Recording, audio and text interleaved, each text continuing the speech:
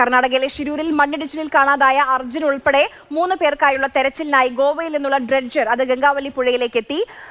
4:45 അല്പസമയം മുൻപ് ഡ്രെഡ്ജർ ആദ്യത്തെ പാലം കടന്നു. സാരംഗ് സുരേഷ് നമുക്കൊപ്പം വിവരങ്ങളുമായി ചേരുന്നുണ്ട്. സാരംഗ്, നാളെ മുതൽ തന്നെ തെരച്ചിൽ പുനരാരംഭിക്കാൻ കഴിയില്ലേ?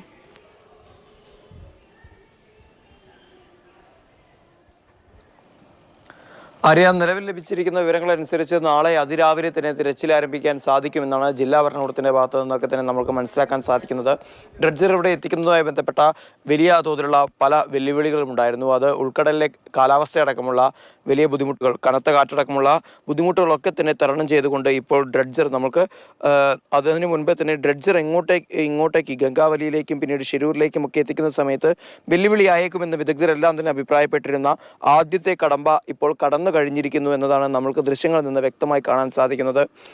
തീരദേശ പാതയുടെ ഭാഗമായിട്ടുള്ള ആ പ്രധാനപ്പെട്ട പാലം, ഒന്നാമത്തെ പാലം ഇപ്പോൾ കടന്നിരിക്കുകയാണ്. ഇനി കൊങ്കൺ റെയിൽവേയുടെ ഭാഗമായിട്ടുള്ള രണ്ടാമത്തെ തീവണ്ടി പാലമാണ്, റെയിൽവേ ബ്രിഡ്ജാണ്. ആ ബ്രിഡ്ജ് കടന്നു കഴിഞ്ഞാൽ തൊട്ടപ്പുറത്ത് ഷിരൂരിൽ അപകടം നടന്ന സ്ഥലമാണ്. ഇനി ആ സ്ഥലം ലക്ഷ്യമാക്കിക്കൊണ്ട് തന്നെയാണ് പോകുന്നത്. ഇന്ന് രാത്രിയോടുകൂടി തന്നെ ഷിരൂരിൽ എത്തിച്ചേരാനാവും എന്നാണ് ഡ്രഡ്ജിംഗ് കമ്പനി ഉദ്യോഗസ്ഥരുടെ ഭാഗത്തു നിന്നൊക്കെ തന്നെ നമുക്ക് വിവരങ്ങൾ ലഭിക്കുന്നത്.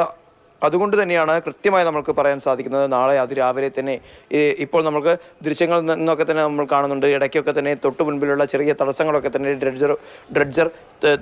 ഡ്രെഡ്ജറിലുള്ള ഹിറ്റാച്ചി കൊണ്ട് ഉപയോഗിച്ച് മണ്ണ് നീക്കം ചെയ്യുന്നതൊക്കെ തന്നെ ഒരുപക്ഷെ അതിന് സമാനമായ രീതിയിലായിരിക്കാം പമ്പിംഗ് സംവിധാനവുമുണ്ട്. അതല്ലാതെ തന്നെ ഹിറ്റാച്ചി ഉപയോഗിച്ചും ചെറിയ തോതിലൊക്കെ തന്നെ മണ്ണും മരങ്ങളും ഒക്കെ തന്നെ മാറ്റാനുള്ള സംവിധാനങ്ങൾ കൂടി അതിലുണ്ട് എന്നാണ് നമ്മൾക്ക് മനസ്സിലാക്കാൻ സാധിക്കുന്നത്. ഇനി നിർണായകമായ നിമിഷങ്ങളാണ്, നിർണായകമായ മണിക്കൂറുകളാണ്. 2 മാസമായി മലയാളികൾ വലിയ ഏറെ ആകാംക്ഷയോടെ, ഒരു പക്ഷേ ഏറെ ദുഃഖത്തോടെ കണ്ടിരുന്ന ഒരു വാർത്തയ്ക്ക് അല്ലെങ്കിൽ ആ ഒരു തിരച്ചിലിന് ഇപ്പോൾ പൂർണ്ണമായ തോതിലൊരു മാറ്റമുണ്ടാവാൻ പോകുന്നു എന്നതിൻ്റെ സൂചനകൾ തന്നെയാണ്, ഒരു ശുഭസൂചന തന്നെയാണ് നമ്മൾക്ക് മുൻപിലേക്ക് വെക്കാനുള്ള ധാര. നമ്മൾക്കിപ്പോൾ കാണാം ദൃശ്യങ്ങൾ.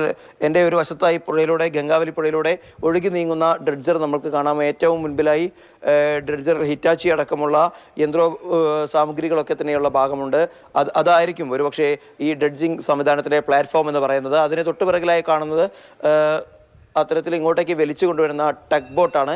ഏറ്റവും പിറകിലായി കാണുന്നത് മണ്ണ്, നദിയുടെ മധ്യഭാഗത്ത് നിന്നൊക്കെ തന്നെ ശേഖരിക്കുന്ന മണ്ണ് താൽക്കാലികമായി സംഭരിച്ചു വെക്കാനുള്ള, ഒരുപക്ഷെ നമ്മളൊക്കെ നമ്മുടെ നാടൻ ഭാഷയിൽ മണ്ണുമാന്തി കപ്പൽ എന്നൊക്കെ പറയുന്നതിന് സമാനമായ ഒരു സംവിധാനമാണ് നമ്മൾക്കിപ്പോൾ കാണാൻ സാധിക്കുന്നത്. എന്തായാലും വരുന്ന മണിക്കൂറുകൾക്കുള്ളിൽ തന്നെ ഇന്ന് രാത്രി ഏറെ വൈകുന്നതിന് മുൻപ് തന്നെയായി ഷിരൂരിൽ ഈ ഡ്രെഡ്ജറിന് എത്തിച്ചേരാൻ സാധിക്കുമെന്ന് തന്നെയാണ് നമുക്ക് മനസ്സിലാക്കാൻ സാധിക്കുന്നു. മാത്രമല്ല തൊട്ടു മുൻപിൽ ചെറിയൊരു തോണി കൂടി കാണാം. കാരണം ഇവിടെയുള്ള പ്രാദേശികമായിട്ടുള്ള ഈ ഗംഗാവലി പുഴയെക്കുറിച്ചറിയുന്ന, ഈ നാടിനെ കുറിച്ചറിയുന്ന മത്സ്യത്തൊഴിലാളികളായിരിക്കാം ഒരുപക്ഷെ ആ തോണിയിലുള്ളത്. അതുകൊണ്ട് തന്നെ അവർക്ക് അവിടെ ഉണ്ടാകുന്ന തടസ്സങ്ങളെക്കുറിച്ചൊക്കെ തന്നെ കൃത്യമായ ധാരണയുണ്ടാവും. കാരണം നമ്മൾ ഇന്ന് രാവിലെ കണ്ടതാണ്, രാവിലെ നമ്മൾ കണ്ട ദൃശ്യങ്ങൾ ഇത്രയും നേരം ഡ്രെഡ്ജർ ഹാൾട്ട് ചെയ്തിരുന്ന പ്രദേശത്തിന് തൊട്ടപ്പുറത്ത് തന്നെയാണ് ഈ പ്രദേശത്തെ ഗംഗാവലിയിലെ മത്സ്യബന്ധന ഹാർബർ ഉള്ളത്. അപ്പോൾ ആ ഭാഗത്തു നിന്നുള്ള തൊഴിലാളികളൊക്കെ തന്നെ പറയുന്ന കാര്യങ്ങൾക്കൊക്കെ തന്നെ അനുസൃതമായ രീതിയിലായിരിക്കാം ഒരുപക്ഷെ ഇങ്ങോട്ടേക്ക് നീങ്ങുന്നത്.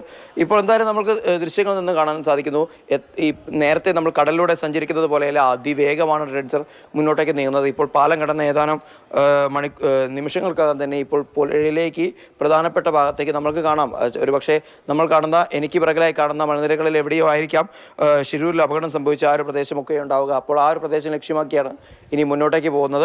എന്തായാലും ഇനി റെയിൽവേ ഓവർബ്രിഡ്ജ് കൂടി കടന്നു കഴിഞ്ഞാൽ എന്തായാലും ദ മിഷൻ ഈസ് ഓൺ എന്ന് നമ്മൾക്ക് കൃത്യമായി പറയാൻ സാധിക്കും.